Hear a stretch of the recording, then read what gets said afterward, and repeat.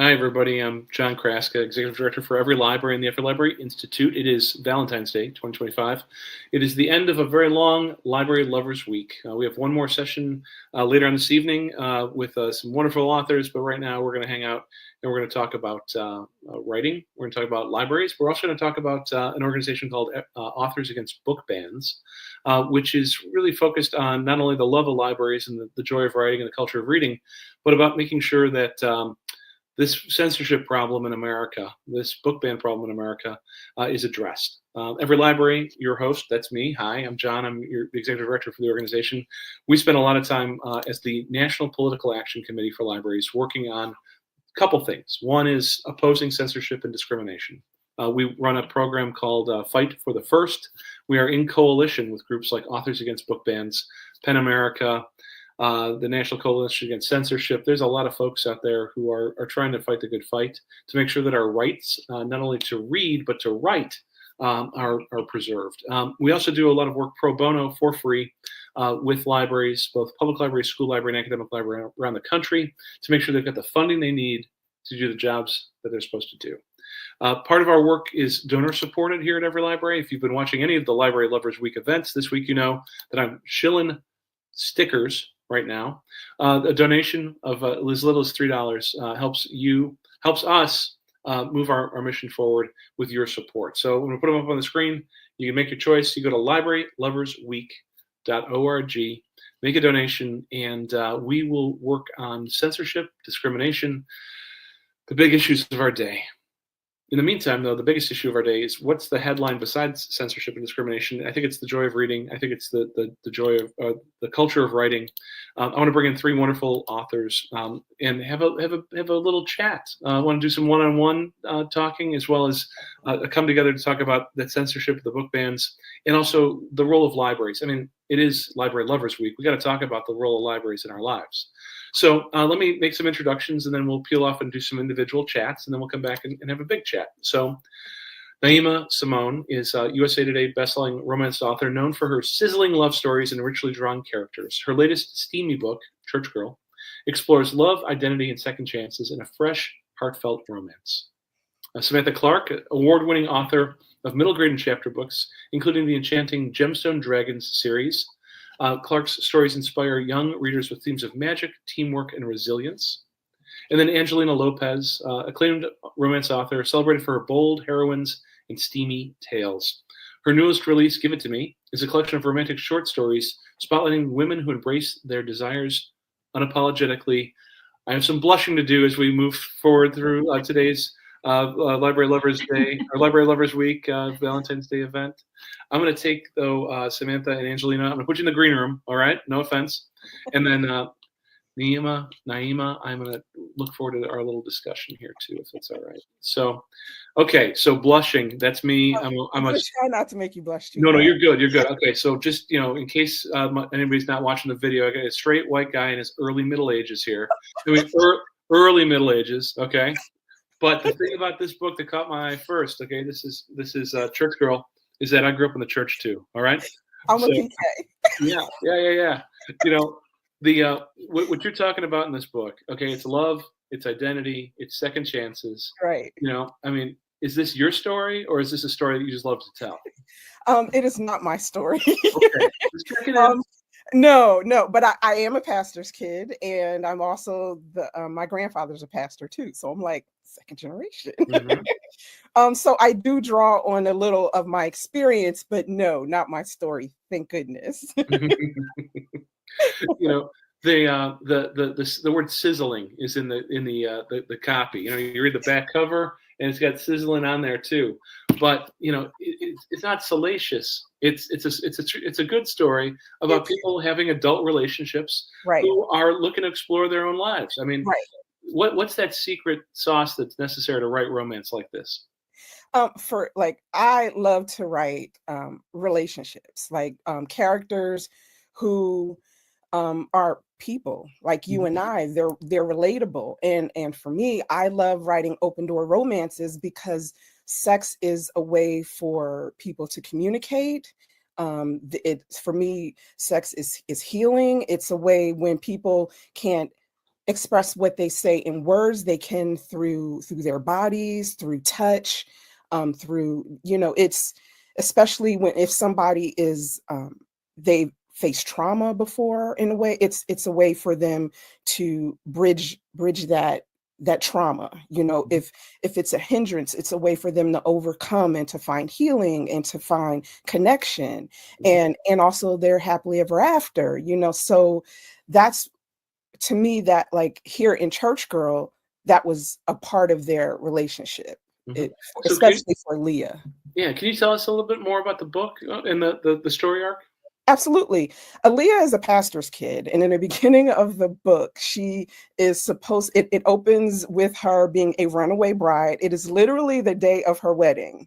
And she is about to walk down the aisle and she's like, nope, not today, Satan. And she makes a break for it. And because she doesn't want to she's tired of being confined by her overbearing father, who is a pastor, and the church, which is the restrictions of the church. And for her, the church and her father are synonymous. So she makes a break for it with her cousin, who lives in Chicago, and she has a art scholarship with her parents don't approve of, waiting for her in Chicago at a university, but she also needs a job. And so she finds a nanny position with Vaughn, who is a single dad, recently divorced tattoo artist.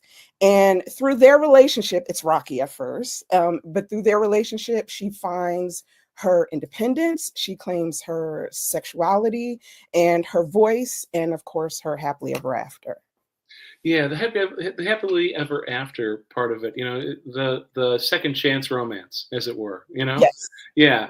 Do you write a lot of second chance romance kind of characters? I love a second chance romance. I love, one of the things in romance is what we call tropes, and it's not formulaic because it's really because you bring your own voice to, but we do use tropes. It's like second chance romance, friends to lovers, and here it's like the nanny romance, single dad romance, also runaway bride. But there are things that romance readers especially come to love about our books, but it's the writer who brings their own special voice to the books that make them unique, as well as the characters, the plot, the storyline. So they're not all the same. It's just these special things like enemies to lovers that readers love, And so you'll find those tropes in my books, those specific ones, but it has its own special twist to it. Yeah. So the heroine in Church Girl is not a traditional romantic heroine necessarily, and but finding your way through those tropes and making a rhythm out of it allows you to, I think, push on some edges of that. Right, especially when you're talking about the church, because church is a touchy subject for a lot of people, because it's not just religion. It's what a lot of us base the foundation of our beliefs on. It's what we base our, not just our belief system like God, but our moral system, how we live our lives on. So when you start talking about church and religion, it can kind of hit home for us. So that but I'm a pastor's kid. I grew up in a church. I still go to church. I love church. My husband is a minister. So this book wasn't about attacking church. It was about, because when you read Church Girl, Aaliyah is very much in touch with her spiritual side. Yeah. She never loses that. Yeah. She very much loves God. It's just the religious side that is man-made, that imposes unfair restrictions on people, especially women. So that's really interesting. So one of the other sessions this week during Library Lovers Week here at Everett Library, we brought in a nice panel of authors from Harper Christian, and some of the same conversations about where do we stand in relation to an official church, and where do we stand in relation to our own belief system? It's interesting that you're bringing that up, because it is truly an embedded part of this book. Yes. Yeah. Yeah. So I got a fan club question for you, and then I want to bring in one of our other colleagues, and then come back to you in part of our group chat. So, all right. So it's the movie version of Church Girl. All right. I don't know if you've been optioned yet or not, but it'd be an interesting one to see. Who's playing your main character? Okay, for Aaliyah, I have to say, and I know I'm gonna get her name right, so I mean wrong, and I know how annoying that is because of listen, Naima. So I'm Naima. not even gonna try to butcher it, but she is the lead actress in the sitcom Grownish. I love her. Oh, I I don't love know her. her at all. I'm sorry. Okay. Yes, if you like, just look her up. She's gorgeous. So I would Okay. say her. And then he is not an actor unless you believe that reality TV is scripted, which okay. his his name is Ryan Henry on oh, it's like that TV show that's like what is it? It's a tattoo show. I can't remember the name of it offhand, but All right. he's a tattoo artist in Gotcha. Oh, Chicago. that makes sense. Yeah. Yeah. Okay. Yeah, Yeah. and Yeah. he's That's gorgeous. fantastic, Naima. I love it. Okay, I got two people to look up after we're done today, and I will. Yeah. You know, I really appreciate you sharing about your book. I want to put you in the green room. Okay, Okay. and I'm going to bring in Samantha Clark then, and we'll bring you back in a few minutes. All right. Thank you. Thank you, Samantha. I'm clicking buttons over here. We go. Hi, how are you Hi, today? It's nice to meet you in person, or in you this kind of too. context. You and I have been on some calls before. We've been on some calls before around Authors Against Book Bans, which is an organization that you helped lead up in some of the states. We've been on some calls about strategy around bad bills, but we've also helped throw a party one time together. Congratulations to us. Yes, I know. It was a fun party too. Yeah, yeah. So I want to chat with you a little bit about your books before we get into Authors Against Book Ban stuff. But Sure. it's Old Folks Week here on Library Lovers Week here at Everett Library. You're the work that you do, the Gemstone Dragon series. I don't have a copy of the book with me. Thank you very much. So 4 book series. Talk to me about it a Yes. little bit. I want to hear. I want to share with our listeners today, our watchers today, about what the series is about. So it's, I mean, at its core, it's about, it's a chapter book series. So it's for ages 6 and up, and a little bit younger than Naima's audience there, Mhm. and but they're, at their core, they're friendship stories and overcoming issue stories.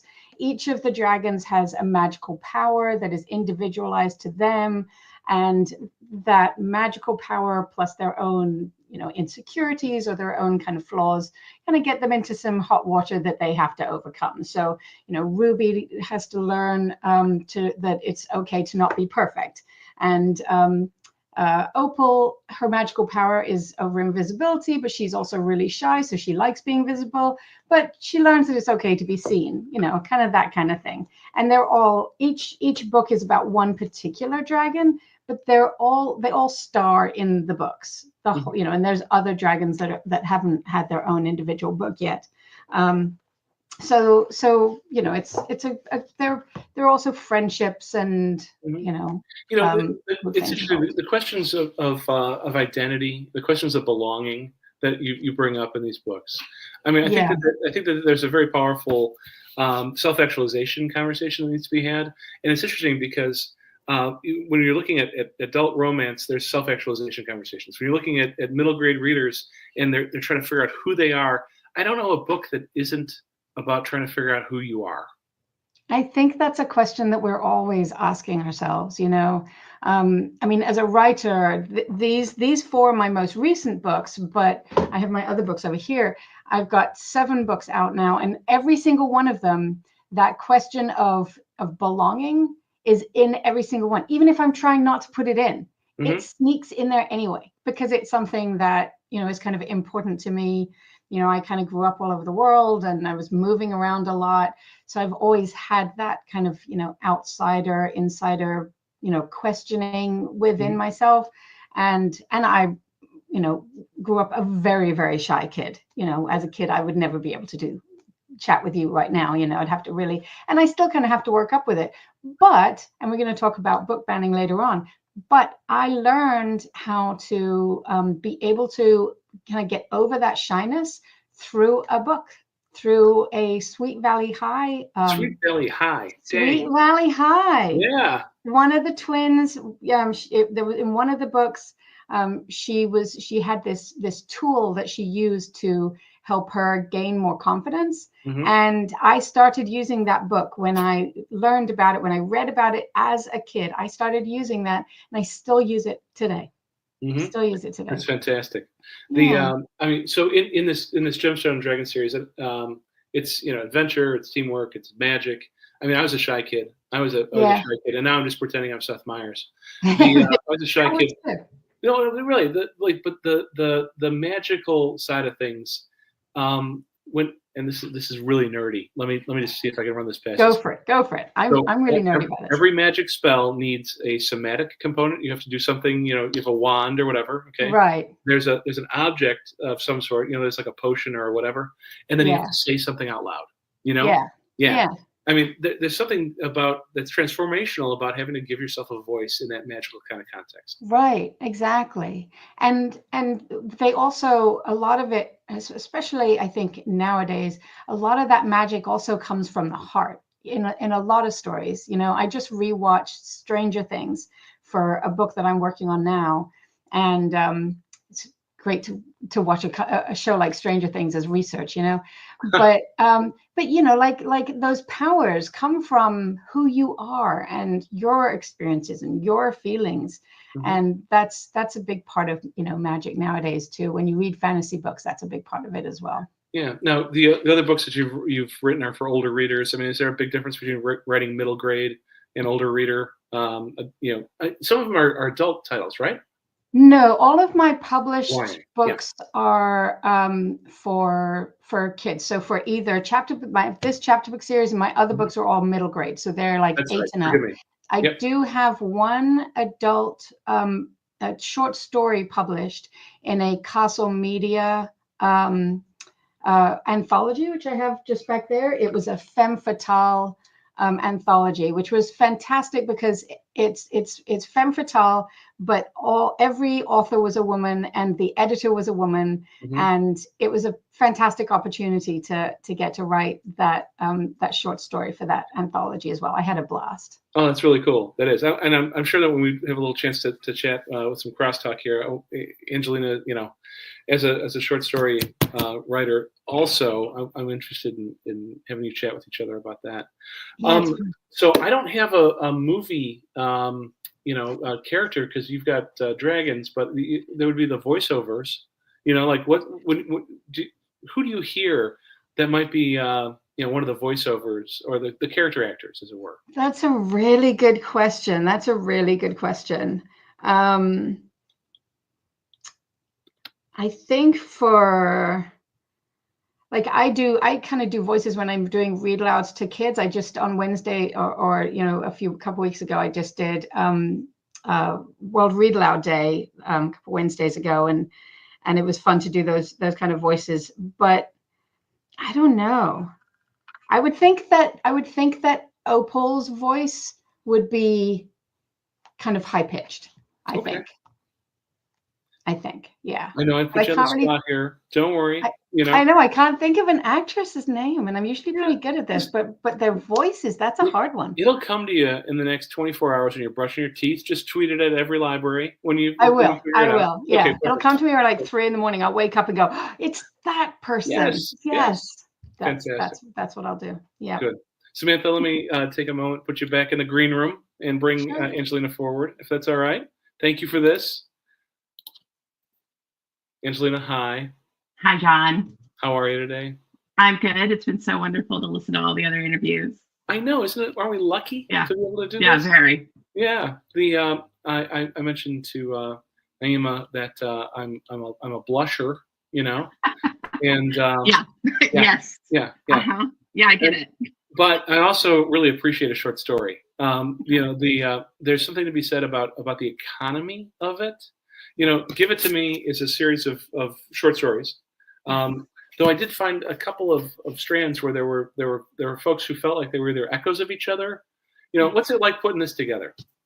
It was really, really fun. I had done a Patreon for a while. As authors in the audience know, you're looking for a variety of income streams as an author, because it's not necessarily the most profitable job. And so I had done a Patreon for a while for my fans, and I was offering them a short story every week. And I really loved romance novels have a very particular kind of flow, and putting those demands of conflict and romantic tension, and these are all erotic stories, so every single story in the book, I guess not every single one, either has an erotic scene or the suggestion of one about to begin. And so, but putting that within the confines of a short story and still including conflict and still including real tension, and still all of that was this really, really fun exercise. So I was doing it once a month, delivering them once a month to my Patreon subscribers. I moved away from Patreon, but I had this collection of short stories I was super proud of. And so I decided to work to put them all in the short story collection. The cover is done by a graphic designer named John Springelmeyer, who is he has worked with Kevin Smith. He's done these amazing work and worked with incredible people, but he is also a dear friend of ours. My husband has known him since kindergarten. So it was also an opportunity to work with John for the first and hopefully first of many times. That's really cool. Now, you can't ask a parent which child is their favorite, but you can ask an author, what's your favorite? Do you have a favorite in this collection? I do, actually. There's a couple of favorites, but the first story, The Phone Call, is one of my favorites. Actually, if you sign up for my website, you get it as a subscription. You get it as a freebie for signing up. And that is you reminding me to put that up. Go ahead. Yes, that's correct. So the phone call was actually an exercise in dialogue. It is a phone call between a widowed woman and her husband's once husband's best friend. He has passed away 2 years ago. And now they have become best friends. And it's essentially a phone call between the two of them where we come to realize there is much more at stake than we ever thought. And it resolves itself in the course of that. But just the exercise of creating tension and conflict and, reveal in purely dialogue was super fun. And I think it's a very heartfelt story. I've had readers say, this dumb little short story made me cry. And I'm like, exactly. That's really fantastic. That's really good. To be able to elicit, that kind of an honest and authentic reaction from your reader. It's an incredible honor to be able to provide to people what books provided to me, to give them that emotional, resonance. It's a real honor to be able to do that. Yeah. So the women in your collection are very powerful women, Yes. and this book does not fail the Bechdel test, even though there's always that we live in a weird America right now, your book should not be that unusual. And who do you admire as a writer yourself, who's inspiring you? Isabel Allende has always been an enormous inspiration for me, the way she really centered women's stories, the way she really talked about that journey. And she definitely has an eroticism, and love stories are very important to her. So she was always a huge hero of mine. I was definitely drawn to a romance story. I enjoyed the structure. I was reading them in the 90s. And then so this idea of this kind of feminist heroine who was, I realized that these stories were one of the few that I was reading on a regular basis that centered a woman's journey, that showed, generally these were heterosexual stories that I was reading in the 90s, but they centered men who sought to advocate for women as well, for at least the woman they were in love with. And so there was a lot of real stories that I could draw into my own personal life about how these relationships are supposed to work that I wasn't inherently seeing in real life. And so there's a lot of romance authors who are real heroes of mine. And because showing showing a woman who is empowered, a woman who is seeking her own goals, and men who support that. I think that period that you're describing was a time when book selling really came into its own in the United States. There was romance as a genre was accelerated from something that people would pass around, kind of in secret, to something that would be on the shelf right next to they became New York Times bestsellers at that point. Yes. Yeah. Okay, so I asked your colleagues a couple questions about in the movies, in the voiceover. For you, I'm going to approach it with a little bit more of a. Sure. Let's pretend you're the critic. Okay, if there's a trope, okay. if there's a romance trope you're tired of, okay, How do we turn it on its head? Yeah. Oh, turn it on its head. No, that's fantastic. There is a trope of these kind of alpha heroes where you have a kind of chest beating man who the greatest compliment he can give to a woman is claim her and say you're mine. And somehow in your mind, it means you will do what I say and go where I tell you to go. And all of that is meant to add to your value because you are protected and I protect you. And that is a trope that can be very popular. I really like the idea of alpha heroines. I really like the idea of the heroine being in the steering wheel, really controlling the events, and the men being part of that journey, you know, and being brought along and seeing inherently in our real lives, women are running and from behind the scenes are running and bringing calm and peace and enjoyment to a lot of places. And I'd like to see more of that experience in the books we are reading and enjoying. Oh, that's fantastic. I appreciate you bringing that perspective to this.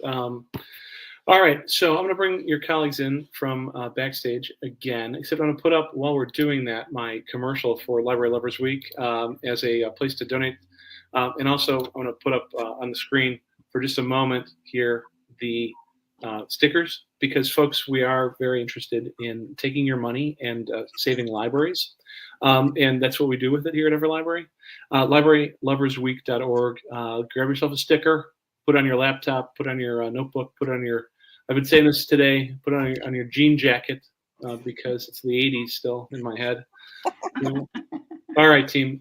We want to also talk not only about your individual work, and that was really cool. I appreciate you all sharing like that. But I also want to talk about our co-partners here, which is Authors Against Book Bans, and some of the situations around censorship and banning books that are happening around the country. I want to take a few minutes. And Samantha, you're a leader in the state. I want to put up on the screen here, authorsagainstbookbans.com. You're a leader in a couple of states, if I remember correctly. Yeah, Texas. I live in Texas, so I head up the Texas region. But as part of the Texas region, we're also working with Oklahoma, Louisiana, and Arkansas right now as well, because they have smaller memberships. So we're kind of helping them grow and build, and hopefully we'll have big enough memberships in those states eventually that we'll have those will go off on their own as well. Yeah. So who is a part of Authors Against Book Bans? Anybody who has their name on a book can be a member of Authors Against Book Bans. It's AABB is very convenient, but really authors is kind of a collective name for authors, illustrators, comic graphic artists, narrators, translators, anyone. If you have your name in a book, you should be a member of Authors Against Book Bans. And I say you should be because it's affecting.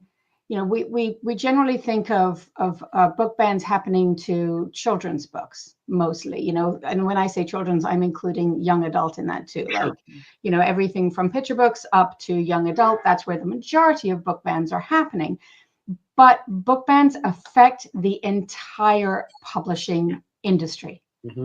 Everybody, just from an economic standpoint, if you don't want to get into, all of the moral parts of against book bans, from an economic standpoint, today's future readers are children, and if they're not getting books that they need that can pull them in and make them lifelong readers, then in a few years there's no publishing industry. I mean, where would we be if it wasn't for Sweet Valley High? Right, exactly. Yes. No, seriously. Sweet Valley High helped me. I know, that's what I'm saying. Yeah. Same. Good. Yeah. So the idea that this is a culture of creativity, but there is a creative economy to it.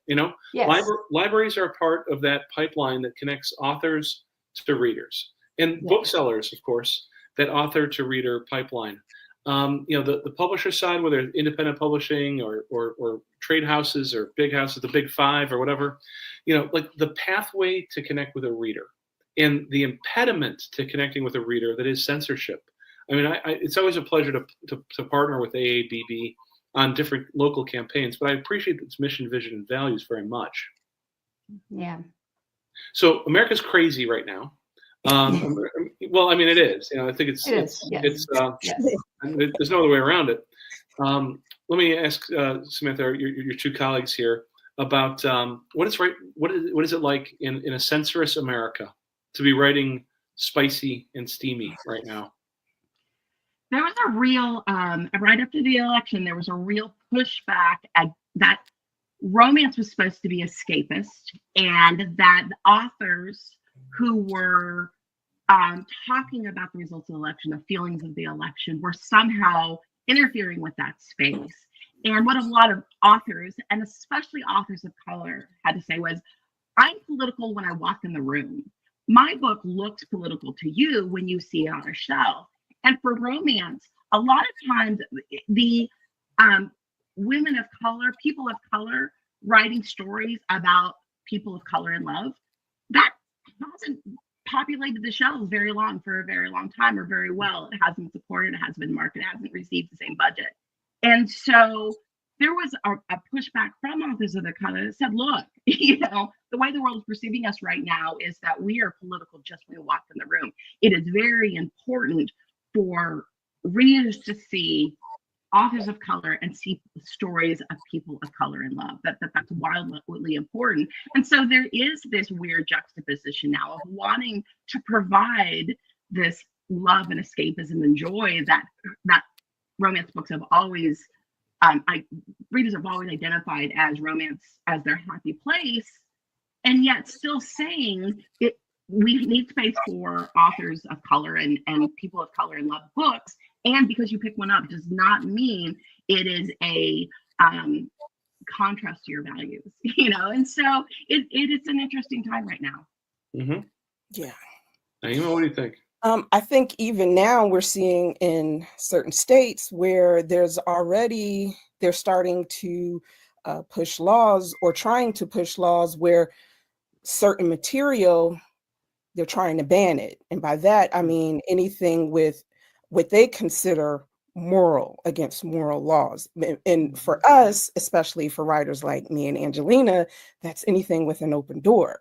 Mm-hmm. That is so broad. And the danger in that is you have a government deciding what is moral, what is dangerous. Mm-hmm. And especially for authors of color, we're seeing that they're deciding anything dangerous to children and even to adults is teaching anything like that looks like me, that looks like Angelina, LGBTQIA. It's when you're talking about books being banned, it's usually authors or readers or books that are in marginalized communities. And we already face challenges in the publishing world, and then our books are starting to be banned. They're starting to be deemed as dangerous and inappropriate. And those very ideals are against the characteristics of a democratic society. And that's what our government is starting to look like, undemocratic. And so we're facing this trial from two ends, from book banning to our books being banned because of what we look like and who we are. Right. So this is why we have to really fight this. And I don't know if you noticed my sweatshirt, but it says 92% but this is, and as a Black woman who, my motto is 92%. I did my part in this election, but this is a fight that you can't rest on. You just can't, because I grew up where books with characters, especially romance books, I didn't have characters who look like me. You had to search high and low for books with characters that look like me. That's why it's important for authors who look like me to write books with representation. Representation matters. And you have no idea how it is for my daughter to pick up a book with characters who looks like her, and how it is for her children to be able to pick up a book with characters who look like her. So we can't afford not to fight this fight. Yes. I'm with you. 9 out of 10 times where there's a censorship fight, a book ban fight, it's a discrimination campaign. We know it really clearly. And I'm not trying to equate the genres here, but there's also an interesting crossover, Samantha, I would think, around magic. And we've talked about magic a little bit today. Mm. And I mean, I don't know if you, as an author, personally have been accused of peddling witchcraft or other sorts of the occult, but it happens all the time, and it blows my mind. But then I remember that this is not just a fight around content; it's a fight around belief systems. Right. It really is. I haven't had that. I don't have any. And I'm not trying to bring it on you. I'm not. No. I know. I love witches and wizard stories. Absolutely love them. I don't have any of those published, although a friend of mine, I was just chatting with friends this morning, and one of them was saying exactly that. But one thing that I'll add here is that, Naima pointed out about this freedom kind of being taken away, and who's deciding morality from the government. But this is starting even from a very few people. It's now spawned into the government because people are seeing it as really good political people. Certain politicians are seeing it as a really good political football that they can toss around to get votes from one segment of our society.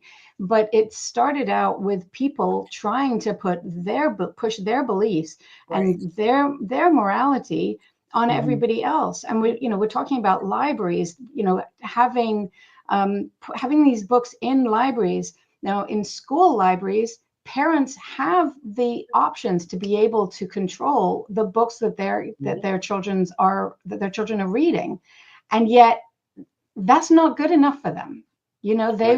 These people, when we're talking about book bans and challenges, these people are trying to take books that away, take the right of reading that book away from all of the kids in that school, in that town, and in the case of Utah right now, out of an entire state, banning books for an entire state. So for all of the parents and all of the teenagers who want to be able to read that book, they can't. They're taking away their freedom to read, and that's not right at all. Hey, Yes. Angelina. Hey, Angelina, we lost you for a minute. That's the fun of a That's the fun of a live event. So, yeah. Well, team, this is Library Lovers Week. Again, I'm going to put up the Library Lovers Week, get a sticker, link, because I need to, because we're trying to get some things done. I appreciate sharing about this censorship and book ban stuff. I want to end with a little bit of library love, though. Okay, everyone that I've talked to this whole week has said that they either have a library story or a librarian story. And I think both of those are good things. Do you mind sharing just once around, and then we'll wrap up this evening? What's your library story? What's your librarian story, Samantha? So when I was growing up, I was born in South America. I was born in Guyana in South America. We moved to England when I was 1, Jamaica when I was 10, the Cayman Islands when I was 12. And then I ended up coming to the US for university, and met my husband like a few months before I was due to graduate, and he ruined all my plans of leaving. Oh, fantastic. Yeah. So now you guys are stuck with me. But I was a very, very shy kid and an only child, and a new kid, not only in school, not only in the town, but in the country. And, dealing with all of that, it was, and I'm getting shot, just my parents and me pulled around. We couldn't bring with us a lot of books. So the first thing that my mom would always do is take me to the library wherever I went. I remember, I talk about this when I do school visits with kids now. I show them the picture of the library in Jamaica where we first went, the picture of the library in the Cayman Islands, where we first went. And the wonderful thing was that no matter what country I was in, I could go in the library and I could find all my friends, the Pevensey kids from the Narnia Chronicles, and, Winnie the Pooh, and, wherever I went, I could find all my friends. Samantha, that's beautiful. I'm going to put that on a meme. Okay. Sounds good. Perfect. Tag me. I'll share it. I love it. Angelina, do you want to share about librarian or library? Well, in this story, I as I was flipping through it, I remembered that there is actually a library story with two people doing behavior that I don't advocate anyone do in the library. Save your librarians from this behavior. But it derives from, always loving my library growing up, but living in, smaller towns and going to smaller libraries. And I went to college. I got in the University of Kansas, and I was the first in my family to go to college. And walking into a college library with just floors and floors and floors, and then it goes back into the stacks, and then you have the desks and the stacks with the little lights. They've been around since the 50s, and it's all of this metal enclave with the little lights.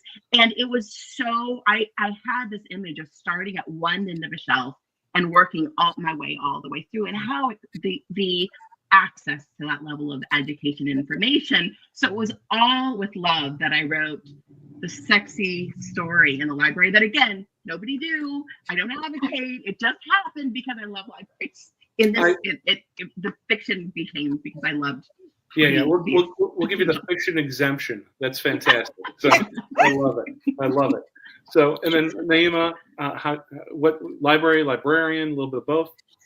St. Mary's Catholic School, 2nd grade, Miss Piggle-Wiggle. My librarian, I got introduced to the library with Miss Piggle-Wiggle from my library. And I think like what 3 of us have said that we were very shy when we were young. I was absolutely shy. And I felt like I had nothing in common with everybody in my class because I was so awkward.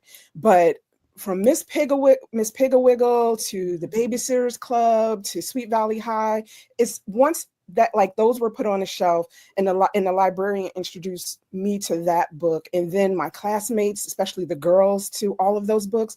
All of us would race to get the newest book that came in, especially with the Babysitters Club and Sweet Valley High, and then the portrait books.